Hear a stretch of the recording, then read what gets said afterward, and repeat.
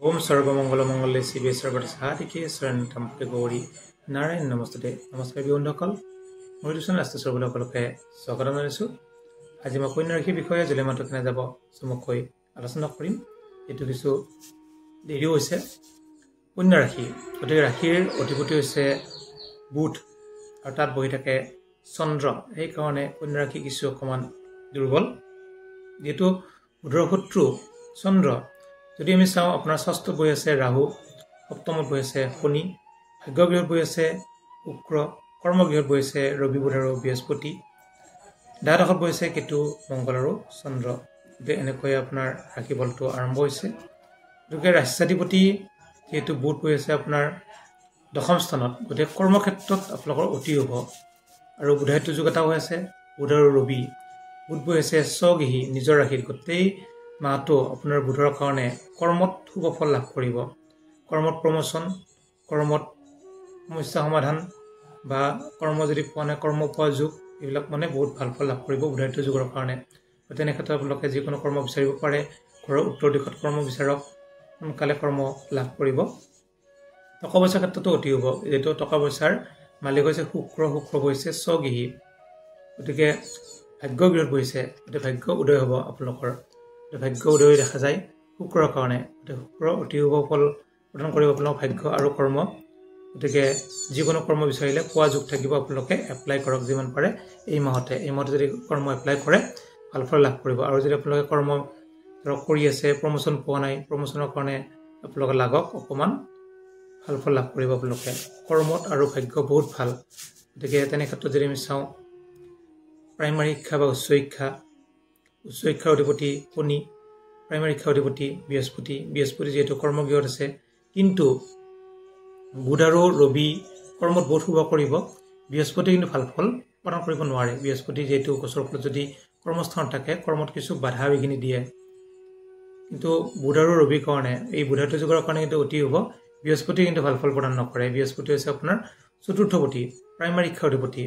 এই প্ৰাইমাৰী শিক্ষাৰ অধিপতি হিচাপে বৃহস্পতি বহুত শুভ নহয়।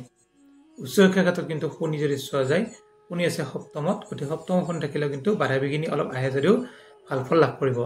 উচ্চ শিক্ষাত কিন্তু শুভ। যিসকলে কাৰিকৰী বিদ্যা ল'ব ইচ্ছা কৰে, যিসকলে IIT, ডক্টৰ, ইঞ্জিনিয়াৰ এইবিলাক পঢ়িব ইচ্ছা কৰে, তেওঁলোকে কিন্তু ভাল ফল লাভ কৰিব। তেওঁলোকৰ কাৰণে অতি শুভ। যদি আমি চাওঁ বিবাহৰ ক্ষেত্ৰত, বিবাহৰ অধিপতি হৈছে শনি আৰু স্বাস্থ্যৰ ক্ষেত্ৰত হৈছে ৰাহুৰ কাৰণে সৰু সুৰা পেটৰ বিষ, গাৰ বিষ অকণমান থাকিব পাৰে, বিশেষ ইমান সমস্যা নাই। যিহেতু শনি ঘৰত বহিছে ৰাহু, ষষ্ঠত ভাল ফলে প্ৰদান কৰে ৰাহু, কেতু, শনি এইবিলাকে। ষষ্ঠ থকাৰ কাৰণে ৰাহু অতি হ'ব। বিবাহৰ ক্ষেত্ৰত কিছু সৰু সুৰা বাধা থাকিব। যিসকলে বিবাহত আগবাঢ়িব ইচ্ছা কৰে শনি প্ৰতিকাৰ কৰক। গতিকে শনিৰ দান দক্ষিণা দিয়ক, শনিবাৰে নিৰামিষ খাওক, শনিবাৰে শনি মন্দিৰ দৰ্শন কৰক, তেতিয়া কিন্তু বিবাহত আগবাঢ়িব পাৰিব 100%। যিহেতু বৃহস্পতিয়ে কৰ্মত যদিও অশুভ কৰিব, বিবাহৰ ক্ষেত্ৰত কিন্তু অশুভ নকৰে। যিটো কেন্দ্ৰত আছে, গতিকে কেন্দ্ৰত থাকিলে কিছু ক্ষেত্ৰত শুভ ফল প্ৰদান কৰে। কিন্তু স্থানটো হৈছে যিহেতু কৰ্মস্থান, সেইকাৰণে কৰ্মস্থানত ভাল ফল প্ৰদান নকৰে। কিন্তু বিবাহৰ ক্ষেত্ৰত কিন্তু ভাল ফল প্ৰদান কৰিব। আপোনালোকে কিন্তু ভাল ফল লাভ কৰিব বিবাহৰ ক্ষেত্ৰত। কৰ্ম আৰু বিবাহ এইকেইটা কিন্তু শুভ বুলি ক'ব পাৰি। কৰ্মত কিন্তু ৰবি আৰু বুধেহে শুভ ফল প্ৰদান কৰিব, বৃহস্পতিয়ে নহয়। ভাগ্যত কিন্তু অতি শুভ, যিটো শুক্ৰ মই কৈ দিলোঁ, ধনস্থান আৰু ভাগ্যস্থান। যিটো ভাগ্যাধিপতি আৰু ধনৰ অধিপতি শুক্ৰ স্বগৃহী, গোটেই মাহটো কিন্তু টকা পইচাৰ ক্ষেত্ৰত ভাল ফল লাভ কৰিব। টকা পইচা আয় ইনকাম বৃদ্ধি হ'ব। গৃহ নিৰ্মাণ কৰিব পাৰিব। আপোনালোকে যদি গাড়ী ঘোঁৰা কিনিব ইচ্ছা আছে কিনিব পাৰিব। যদি দূৰভ্ৰমণ কৰিব ইচ্ছা আছে দূৰভ্ৰমণ কৰিব পাৰিব। এইবিলাকত কিন্তু অতি শুভ। কৰ্মটো অতি শুভ। আয় ইনকামৰ ক্ষেত্ৰত যদি চোৱা যায়, ইনকামৰ অধিপতি চন্দ্ৰ আছে দ্বাদশত। গতিকে ইনকাম যিমান হ'ব খৰচো সিমান হ'ব।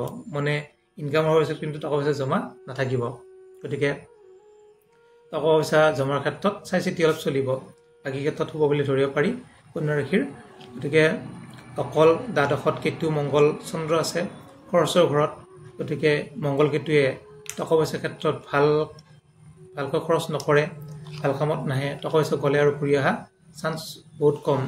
গতিকে পাৰিলে যিমান পাৰে আপোনালোকে মংগলবাৰে নিৰামিষ খাওক। কেতুৰ কাৰণে কেতুৰ জপ মন্ত্ৰ আপোনালোকে মাতি থাকিব পাৰে, বা কেতুৰ কাৰণে চণ্ডাল ভোজন দিব পাৰে। এইবিলাক কৰিলে কিন্তু খৰচবিলাক কমিব। বাকী ক্ষেত্ৰত কিন্তু শুভ বুলি ধৰিব পাৰি। আৰু প্ৰতিকাৰ হিচাপে অকল বিবাহত শনিৰ প্ৰতিকাৰ কৰিব আৰু দ্বাদশ তাৰৰ কাৰণে মংগলৰ প্ৰতিকাৰ কৰিব।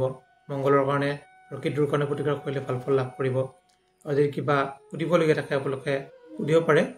প্ৰতিকাৰ হিচাপে অকল মংগল কেতু সৰু সুৰা প্ৰতিকাৰ আৰু শনিৰ প্ৰতিকাৰ বিবাহৰ ক্ষেত্ৰত। বাকী কিন্তু স্বাস্থ্য বা কৰ্ম এইবিলাক ভাগ্যত এইবিলাক অতি শুভ। গতিকে বিশেষ আৰু প্ৰতিকাৰ কৰিবলগীয়া নাই। ধন্যবাদ।